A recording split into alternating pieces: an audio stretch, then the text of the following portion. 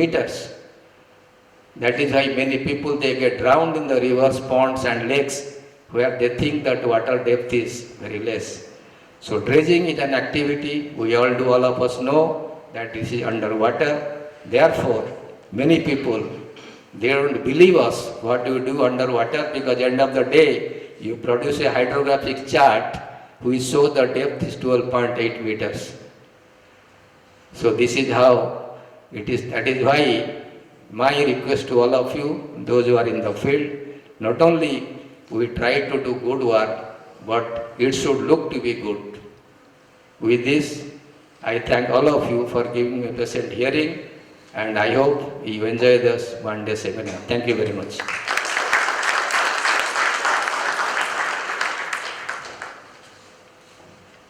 Thank you, Captain. That was really interesting. And it's dismaying to know how much work still needs to be done in the area of dredging, how far behind India is. Hopefully we'll catch up soon, and again, anything that you lack in always provides one with a great opportunity. Our next speaker is Dr. Zal Tarapur. Dr. Zal Tarapur has the distinction of being a recipient of the Padma Shri Award by the Government of India in the year 1992. He was also honored in the year 2008 by the Indian National Society for Hydraulics, who conferred on him the Lifetime Achievement Award. He was also awarded the CBIP Golden Jubilee Award in 1988. I will not eat into even a second of Dr. Tarapur's time slot, since I am sure that the audience is eagerly awaiting to hear our respected chief guest speak. Sir. Introduction makes me feel quite ancient. But Mr. Kumar, Captain Mohanty, Mr. Quinn, Dr. Roy, Mr. Ganguly, and Madam Muluboy, fellow delegates to Dredge India, friends.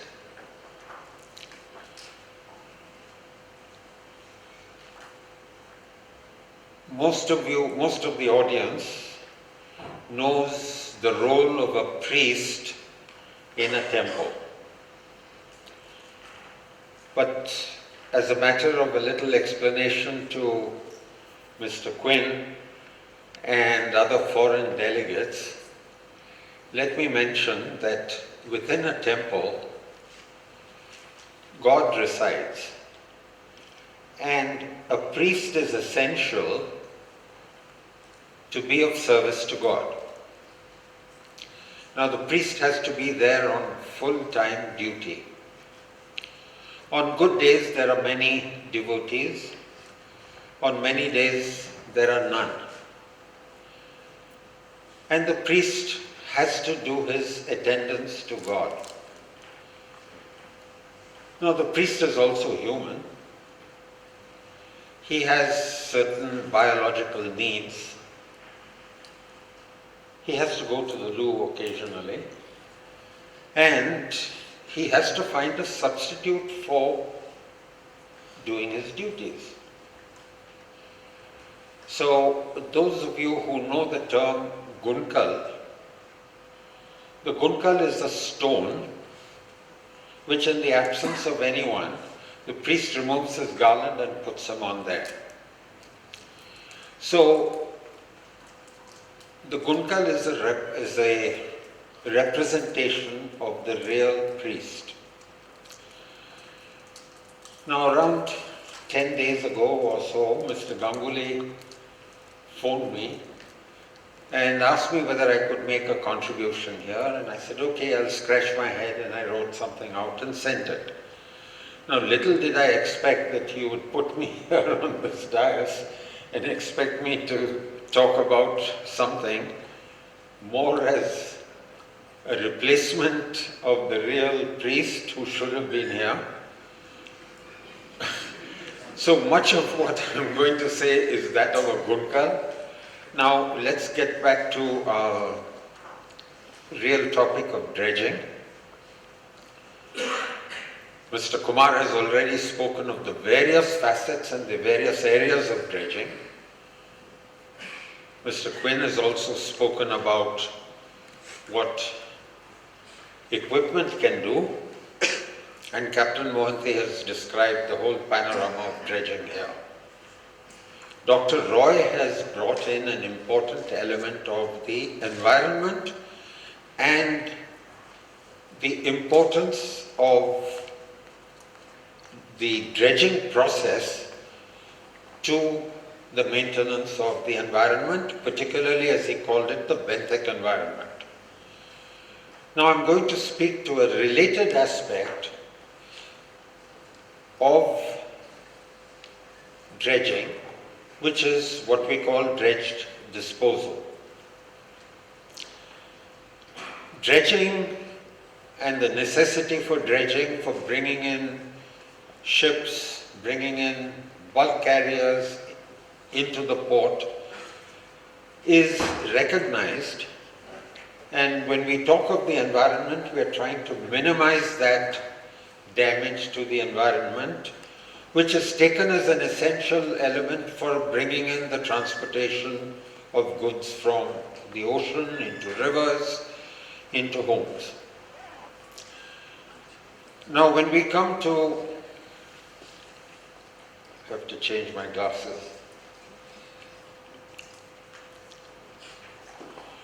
When we come to dredging of harbors, which is the main area that we've been speaking about, we come up with terms like disposal, dumping grounds, words that are not very decorative. It reminds you of garbage and urban planning, disposal grounds. We just want to get rid of something like that. Now, when we look at modern concepts of garbage disposal in urban planning, we're coming to look at garbage as an asset. Garbage is something that can be utilized. And further, we come up with the concept of zero garbage. Now, if we can talk of garbage in that manner, why do we not consider dredged material as a resource? Now, what do dredged materials consist of? Physically, they are clays or silty clays. Now, when we speak of clays, we are talking of a particle that is 1 micron in diameter and to the next order about 10 microns in diameter. That's like 1,000th of a millimeter to 100th of a millimeter. And then we got into silty clays. These are the least useful materials. Then we dredge sand and silty sands. They have tremendous value in people who live in cities, and urban planning know the value of sands, which we'll come to later, not available today. Gravels become a little coarser. We are not very familiar with gravels in India. In other countries there are. And then we have rock dredging. Now let's look at the least of these values, and we said clay has the least value. And we'll speak of the Mumbai harbour and the enormous amount of dredging that has gone on for years now in a port that's about 150 years old. Way back in 1936, the disposal of dredged material from what was then called the Alexandra Channel, now called the Indira Channel.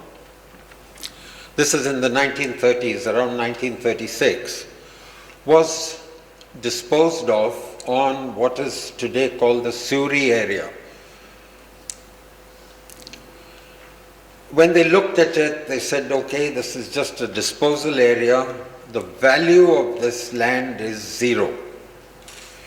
It will take 50 years to make that land useful, maybe 100 years to make that land useful. And it was left like that. Today that area is used by the port for storage of materials, coal, cement, and so forth. But 1936 is, well, a long, long time ago. Then comes 1962, and the Mumbai port commissions a major study of a master plan. And a famous soil mechanics professor, Henkel, was invited here to say, how can we make this material useful? And so a trial dumping was done, I think in 1962 or 1964 at Karnak. Now Karnak and Suri are areas that most of you really know here in the audience. Otherwise I can point this out. Suri and Karnak. Well,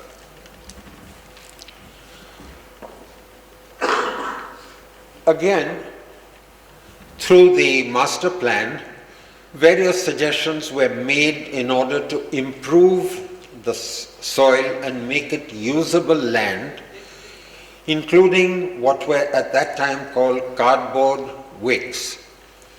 Today, technology has advanced much further. We have what are called PVDs, prefabricated vertical drains, which make rapid settlement of clays, making the land usable. Now, why am I going into this in detail? Is to say that, look, maybe disposal is not really the way to go about it, though when the major dredging in Bombay port was done of the approach channel, and which again recently was deepened, all dumping was done offshore. All dumping done offshore, destroying the benthos, which Dr. Roy talked about a little while ago.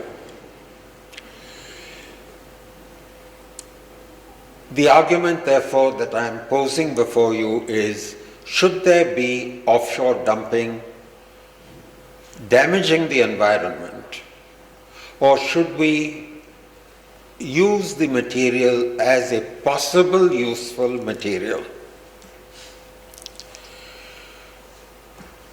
Now, useful material means, it doesn't necessarily mean for reclamation, but beach protection.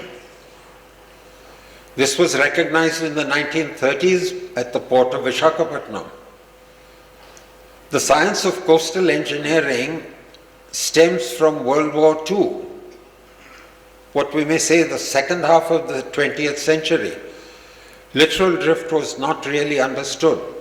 But in the development of Visakhapatnam port, they recognized that if the channel were not to be closed, they would have to dredge and nourish the northern coast.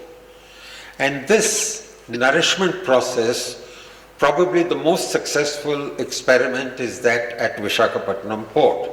So we are trying to utilize dredge material for some advantageous purpose.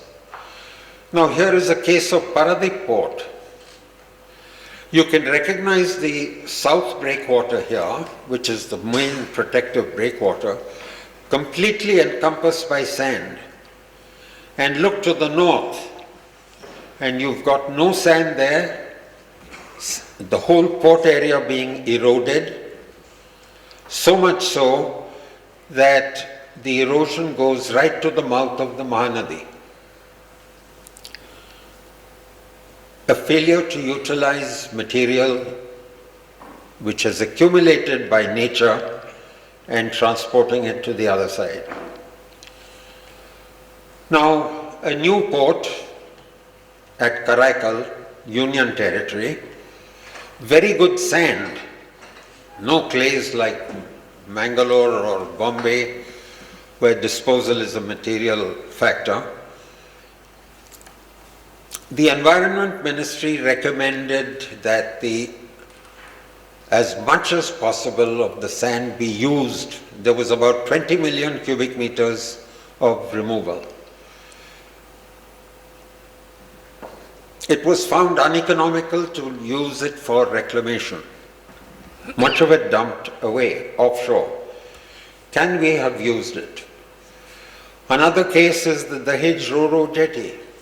Environmental clearance given initially for reclamation. Reclamation which would have drained the estuary, which would have given land for development. Offshore dumping preferred, a second environmental clearance obtained for offshore dumping.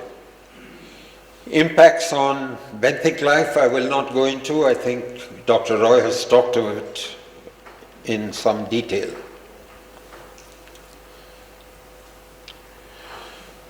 We talk of rock also. I think it was 1989, some rock dredging was done for the JNPT port, stemming out of the same Bombay master plan that we talked of in the beginning. What do we do with the material? Can we use it? Well, let's take a step aside from the main areas of dredging, which are what we may call port-related or harbor-related dredging. Now we come into inland dredging, and we are coming into a very touchy subject where there's a ban on sand mining. Sand mining is banned environmentally as being dangerous. Now our president talked of Bihar and West Bengal and the Damodar Valley and stowage of sand in depleted mines to prevent settlement of land. Okay, you want storage, why use river sand? Today there are any number of barrages. Durgapur barrage is an example where the functioning of the barrage is affected by sand deposition. Should there be a review of the ban on sand mining where river navigation requires it, where bank protection requires it, where reservoir operation requires it, where reservoir resuscitation requires it? There are many reservoirs. Now, we had a mention of the Kaveri this morning and that there isn't any water there. Now the reservoirs are silted up. Here is some photographs of the Ganga. 50-foot high, 15-meter high banks under erosion. Sand mining and sand dredging for navigation. What's it really called for? We need low-cost dredging. When we look at machinery replacing man, when we talk of the Industrial Revolution, we are supposed to bring in machinery which does it cheaper than manual labor can. Can we develop low-cost dredging? That is my question. I believe we can. I believe we can design and manufacture pumps in the country which would help in dredging and restoration. There are 100,000 tanks in the 3 southern states, or 4 now, Telangana, Andhra Pradesh, Tamil Nadu and Karnataka, which used to be dredged by zamindars manually. Today they are defunct. No storages, minor irrigation going down, food production not keeping up with the population. There is a call for a review of inland dredging scientifically, not damaging environment. Thank you.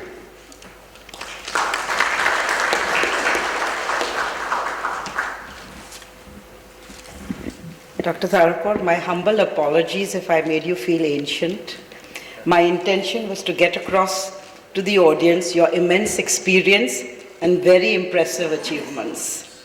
And I disagree with you entirely. You're not a Gokan, you're the head priest. We now will request Mr.